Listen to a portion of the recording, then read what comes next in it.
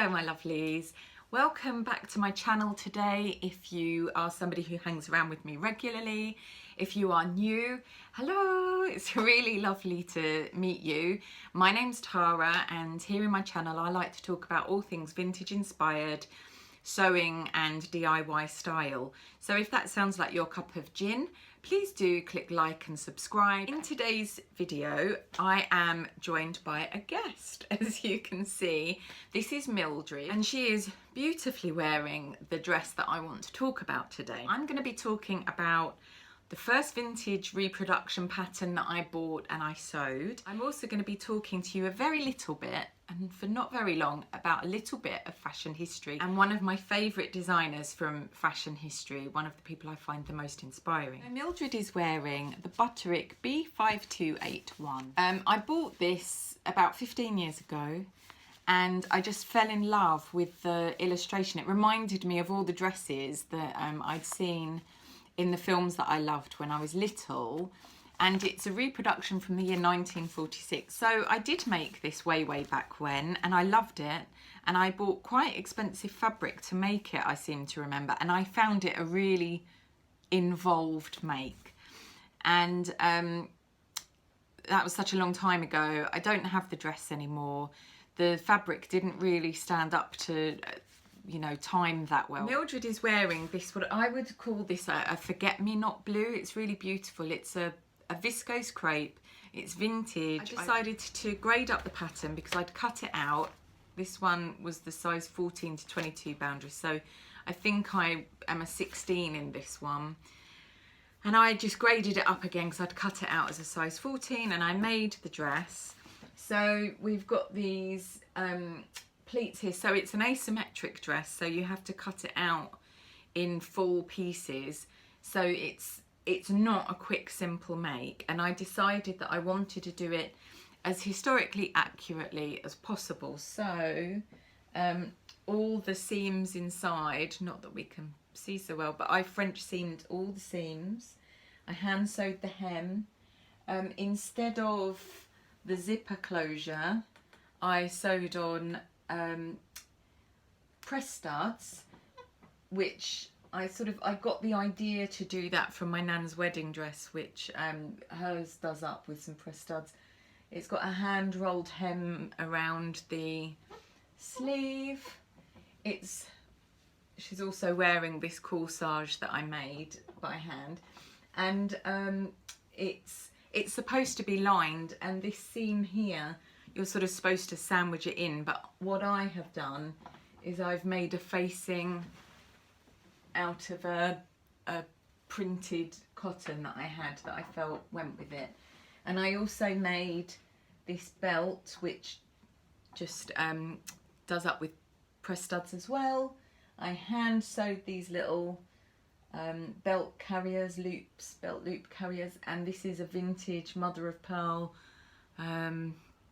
buckle that I've had for a really long time. It was probably my nan's. It's got this lovely sort of panel here which adds flair, and it's not too flary. It's quite a boxy shape, and even though on the picture it's not really clear that there's these dolman sleeves, I thought they were more like grown on sleeves. When I sort of came back to this pattern I didn't remember, but they're actually separate sleeves. And it's got these shoulder pads in it. I did make shoulder pads and I felt really uncomfortable in them. I don't know why. This lovely dress calls for shoulder pads, and that's very much a silhouette of the 40s. If you look at the 30s, you've got this sleeker, and even though you've got lots of puffy sleeves and volume of sleeves and so on, you've got a much leaner silhouette. The 40s, the big powerful shoulder came back into fashion, and the designer who was very influential with this, well, there were two designers, but the first one was Schiaparelli, and in the 30s she started experimenting with padding in clothing and changing the silhouette and so on, and she was very involved with the surrealist art movement, and the surrealists were very much about optical illusion, especially photographers like Man Ray, and she was very, very good friends with Salvador Dali, and they used to collaborate a lot with their with her clothing. So she was about experimenting with silhouette and creating a different shape and form.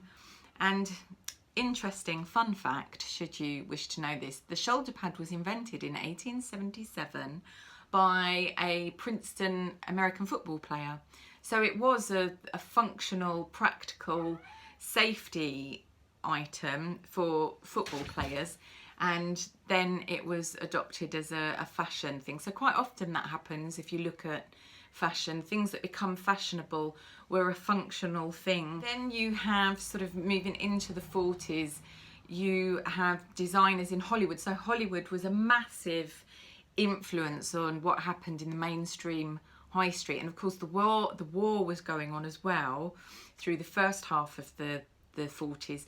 So there was this kind of adoption of more masculine shapes, and then you had the designer Adrian in Hollywood, who worked a lot with Joan Crawford, and he designed a lot of her costumes, and he'd made this very, very famous dress for her in the film Letty Linton, and it had these huge, like ruffly, fluffy shoulders, meters and meters and meters of voile or tulle or something. And Joan Crawford famously was really self-conscious about her. She had very broad shoulders. She felt very masculine. And what they did was basically took a feature that she was insecure about or wasn't fashionable, and together they made this very fashionable silhouette, and that became more and more pronounced through the 1940s. And I like this idea of, you know, turning things that we perceive as sort of physical insecurities or weaknesses into more of a, you know, a positive thing, and empowering and reclaiming our strength. Because who's to say that something isn't attractive or, you know, isn't flattering or so on? If you feel good in what you're wearing, then really that is the only thing that matters. I really love this dress. I think it's a really interesting make. Not really a make that, you know, if you just want to sew and you don't really want to think, you do have to think about this dress. I will be wearing this for an early New Year lookbook or a early spring lookbook next year. So you will, if you stick around and like and subscribe, you will be able to see this. I haven't lined it. The reason I haven't worn it today is I didn't line it, and I don't have a slip to go under it. So, you know, one of the things that I really do need to work on are things like slips and all those additional little extra bits that and underwear, all of those things that actually improve the outer appearance.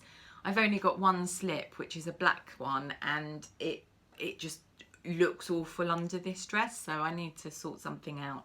I'll probably be making one. But I do really love it, and I particularly like I like this long sleeve one. So I do have some new fabrics in, and I think I'm going to be making it with you know, this long sleeve with maybe the button feature, and I probably will make it again. I love it in black, actually. I think I really should make it in black as well. But then, as I've said to you before, I like making everything in black. And you know, maybe getting some shoes or something, just styling it up right. I just want to replicate this, actually. I think this is fantastic. If you want to get a hold of it, I don't think it's in print anymore. I'm not going to put a link to it below, because unless I've bought from a company or a person on eBay or wherever, I don't want to recommend them to you, because if something goes wrong, I just don't think that's right. So I only want to link things that I can 100% fully endorse and feel comfortable about, you know, recommending to you. And so, but I did do a quick search, and there are copies of this available on Etsy and eBay and places, so I'm pretty sure you can grab yourself a copy. It's a really lovely pattern, and yeah, I think they should really reprint it again. But, you know, I might be the only person in the world in love with this one.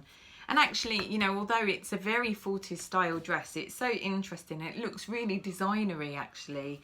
Makes me think of sort of Prada and Miu Miu, and you could style this up in a completely modern way. You don't have to do it from that retro aesthetic. I hope you've enjoyed this pattern review today. I am going to be taking my Christmas break from this Saturday, so there'll be no content from me until after the new year, until we're in 2021.